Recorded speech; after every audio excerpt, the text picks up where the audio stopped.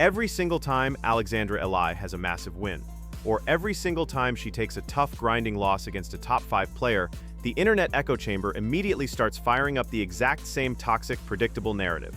The clickbait articles come out, the tennis insiders start tweeting, and the thumbnails go up screaming, "Alex Eala needs a super coach," or "Why won't she fire Joan Bosch?" or "She rejected a $1 million coaching offer."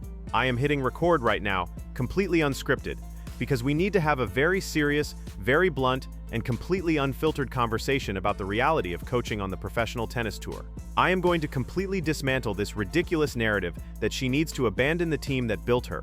We are going to talk about the absolute truth behind her relationship with Joan Bosch and why her stubborn, unwavering refusal to jump on the celebrity coach bandwagon is actually the single smartest, most mature, and most terrifyingly brilliant decision she could possibly make for her career right now. Let us just take a collective breath and look at the absolute circus that is the modern Women's Tennis Association when it comes to coaching. The WTA Tour has developed this incredibly toxic, panic-driven culture. It is a revolving door. You see these top 20 players, these incredibly talented athletes, and they treat their coaches like disposable coffee cups. A player loses in the second round of a Grand Slam, they panic, they fire their coach, and they immediately hire some famous, high-profile super coach who has a massive ego, a verified Instagram account, and a multi-million-dollar asking price. We see it every single month. Players bounce from Patrick Mouratoglou to Brad Gilbert to Sasha Bajin, hoping that a famous name in their player's box is suddenly going to magically fix their second serve or cure their mental anxiety. The media loves it because it creates drama, it creates headlines, it creates the illusion of progress. And the tennis media is looking at Alexandra Eala. They are looking at her massive, absolute tidal wave of a fan base. They are looking at the corporate sponsorships and the skyrocketing ranking, and their corporate brains simply cannot compute why she isn't playing the game. They think she's a superstar now. She needs a superstar coach. She needs someone who coaches Grand Slam champions. They are literally inventing rumors about her rejecting massive offers from these elite celebrity coaches because they cannot fathom loyalty in a sport driven entirely by panic and money. But guys, you have to understand who Joan Bosch actually is, and more importantly, you have to understand what he represents to Alex Eala. Joan Bosch is not just some random guy holding a clipboard who got hired off LinkedIn 6 months ago to analyze her forehand data. You have to rewind the clock and look at the foundation.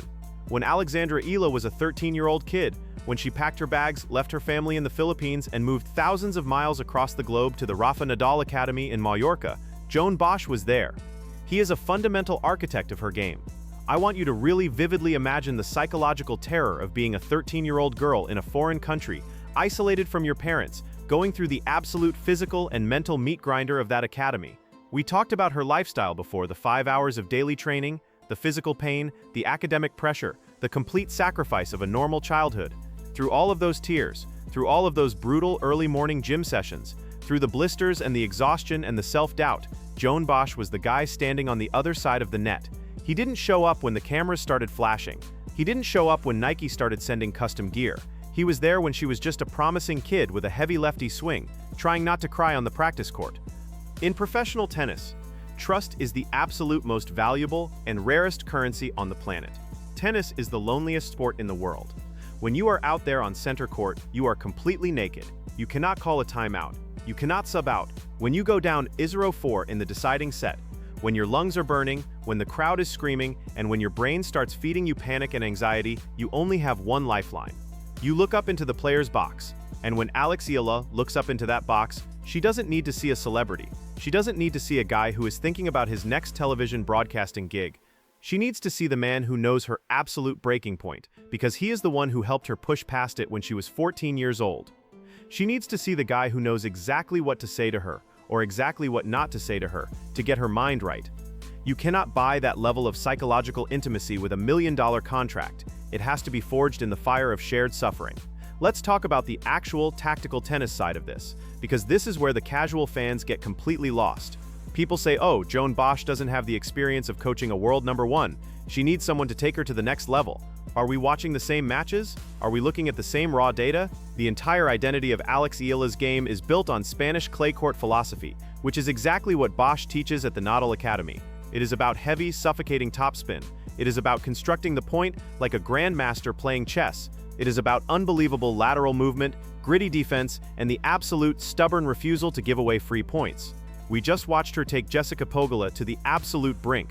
We watched her physically exhaust veterans on the tour. That tactical genius doesn't happen by accident. Bosch has built a game plan that perfectly maximizes her physical tools as a lefty. Why on earth would she fire the architect of a game that is currently terrorizing the top 50, just to bring in some flashy new coach who is going to try and completely change her swing mechanics, or force her to play a style that doesn't fit her personality? It makes absolutely zero sense. When you bring in a new super coach, they always want to leave their fingerprints on the player. They want to change the grip, tweak the toss, alter the footwork, just so they can take the credit when the player wins. Eala does not need to be dismantled and rebuilt. She needs continuity. She needs a steady hand on the wheel, and this speaks volumes about her incredible maturity. I am honestly blown away by it. Think about the pressure she is under. She has the entire Eala army, an entire nation, expecting her to win Grand Slams yesterday. The media is telling her she needs a new team. Sponsors are whispering in her ear. It would be so incredibly easy for a 20-year-old kid to let that ego get to her head, to point the finger at her coach after a tough loss, fire him to appease the media, and hire a famous name, but she refuses. She absolutely refuses. This goes right back to the lessons she learned from her grandfather Lolo Bob back on the public courts in the Philippines. He taught her loyalty. He taught her to be grounded. He taught her that you do not abandon the people who built the house just because you finally got invited to the mansion. Eala and Bosch have a partnership that transcends the standard employer-employee dynamic of the WTA Tour. He understands the cultural weight she carries. He understands her family dynamics. He knows how to protect her from the absolute circus of the media. If she were to fire Joan Bosch right now, it would be a catastrophic disruption to her mental peace. Imagine trying to build a completely new communication dynamic with a stranger while you are simultaneously trying to navigate the highest pressure moments of your entire career. It would be a disaster. The reason she is so incredibly calm under pressure, the reason she can rattle off 7 consecutive games against a seasoned veteran when her back is against the wall, is because her camp is stable. There is no drama in her player's box. There are no conflicting voices. There is just the work, the discipline, and the profound unspoken trust between a player and the coach who basically raised her on the court. So, the next time you see one of those ridiculous clickbait headlines screaming about a rejected $1 million coaching offer, or the next time a commentator suggests that she needs to upgrade her team to win a Grand Slam, I want you to remember this conversation. I want you to look at the way she fights on the court. I want you to look at the absolute steely focus in her eyes.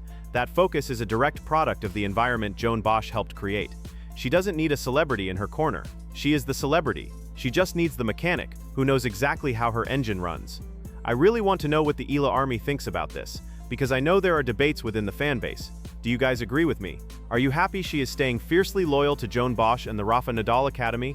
Or is there a part of you that secretly wonders what would happen if she hired a massive legendary supercoach? Do you think the continuity is her biggest weapon? Or do you think she eventually needs a new voice to crack the top 10? I want to read all your deep dive theories and your honest opinions down in the comments below. Let's drown out the mainstream media noise and have a real tennis conversation. Make sure you hit that like button to push this unfiltered analysis through the algorithm. Subscribe to the channel if you want the actual truth about the business of the WTA Tour. Turn on those notifications, and I will see you guys in the absolute next video. Keep watching the tape.